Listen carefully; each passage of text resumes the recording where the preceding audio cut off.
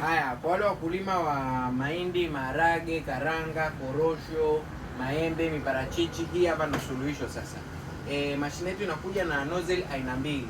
Hii hapa ni nozzle kwa ajili ya mikorosho, miparachichi na mazao yote ya juu. Lakini kwa mahindi, karanga, maharage, hii hapa.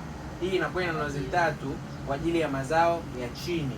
Hii nozzle hii kwa ajili ya mazao ya chini. Na pampu yetu inakuwa ina uwezo wa ujazo wa lita 25 na ni 4 stroke. Kwa hiyo ni 4 stroke, inatumia engine ya 4 stroke. Mafuta yako utaweka hapa mafuta lita 1 eka 3.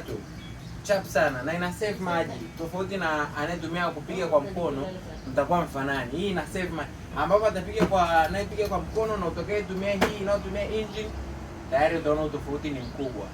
Piga namba za simu 07674999 popote pale ulipo, tutakutumia mashine popote inakufikia kwa uaminifu mkubwa.